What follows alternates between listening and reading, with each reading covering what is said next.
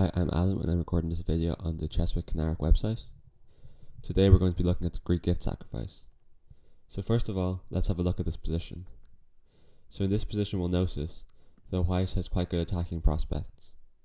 The reason this is such a good attacking position for white is because of all of white's pieces pointing towards black's king. So we'd like to start attacking over there. We'll also notice that all of black's pieces are stuck over on the queen side of the board. So none of these pieces are going to be useful defenders. So okay, we need to figure out how we want to start our attack.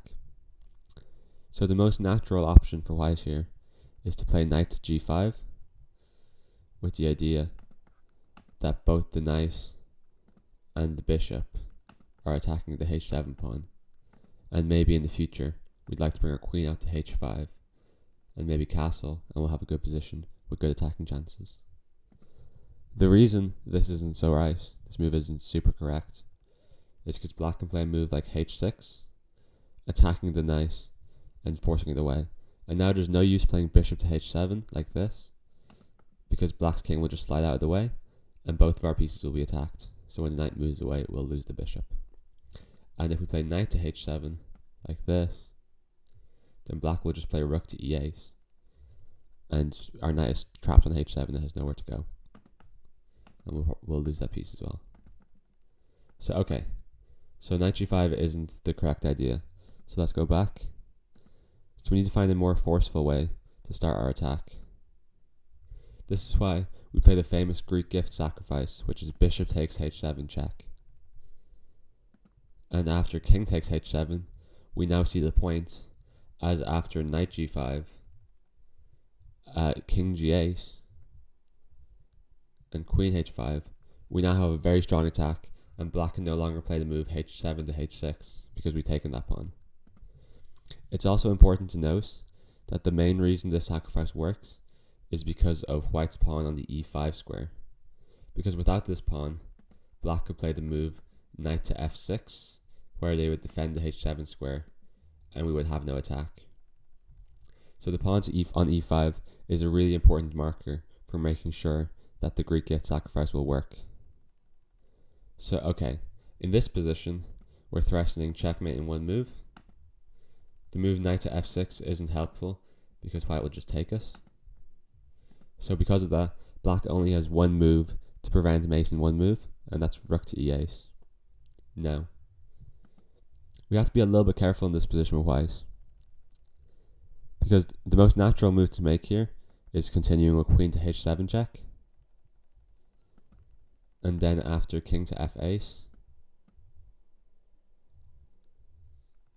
queen to h8 check, we'll see that black's king is successfully escaping to the e7 square because queen takes g7 is in check. So black will have time to consolidate with a move like rook to f8, defending the pawn. And okay, white is probably still much better here because we have such good attacking chances, and we have a strong pass pawn that we can push. But why win like this when we can win immediately? So that's why, if we go all the way back,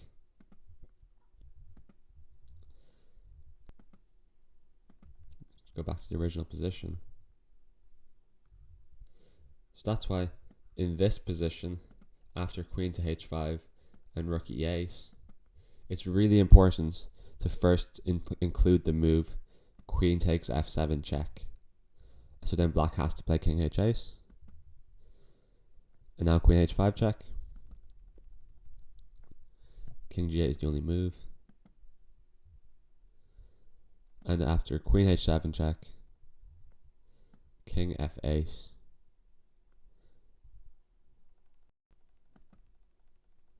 queen h8 check, so king f8,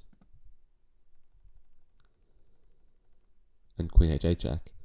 We'll now see that what the most important difference after including queen takes f7 is, and that's that after king e7, the king is no longer protected by the f7 pawn, and we can now play queen takes g7 checkmate because there's nothing in the way. So that's what happens after king g8, and it's super important to include the move queen takes f7. So okay, let's go back again, and we'll have a look at king g6 instead of king g8. Okay.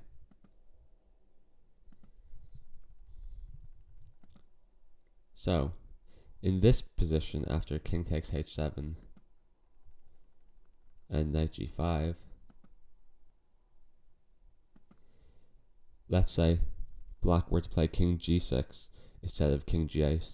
It's also important to note here that if black were to play king h6, then the king will be stepping into the way of the bishop. So we could play knight takes f7, attacking the queen and the king will be in double check. So we would win the queen.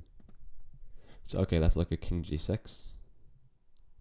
And in this position, there are a lot of winning moves for white. Queen d3 probably wins, because the king will be forced into the middle. Or let's say queen d3, f5 takes, king takes. That position is probably winning. So we'll show you that. Queen d3, f5 takes, king takes. Oop, this pawn shouldn't be there. This position is probably winning due to the fact that black's king is wide open and our queen and knight will have a strong attack against it. However, there's no need to win like that if we have a more convincing win. So okay, let's go back.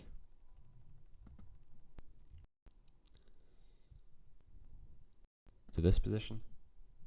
And here, by far the strongest move for white is to move pawn to h4. And this is quite a difficult move to play initially, because we're not immediately attacking anything, we're not giving check, we're not attacking the queen. But the reason this move is so strong is because it sets up so many threats that black can't stop. So we'll notice here that black's king doesn't have that many squares to go to if it were to be attacked. So for example, right now this king can only move to h6, where it would fall for knight takes f7 check, winning the queen. Or f5, where it would be forced to run into the middle of the board. So with the move h4, we're threatening to play h5 check to force the king to one of those two squares. And there's really no good way, not that square. There's really no good way for black to stop this. So let's say black were to play the move f6, trying to kick the knight out. Now white plays h5 check, and now we see the point of pawn to h4, because our bishop defends the knight, so the pawn doesn't have to, because the king can't take it. And our pawn on h5 forces black's king to move to a bad square. So again, if the king went to h6, we could play knight to f7 or knight to e6, winning the queen, because the bishop will be checking the king. And if black's king is to come to f5, now we get to play the very nice pawn to g4 checkmate. So this is the point of pawn to h5.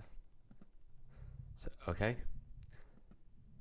that was the Greek gift sacrifice, where you play bishop takes h7 check first, so that you open up the attack for your knight and queen.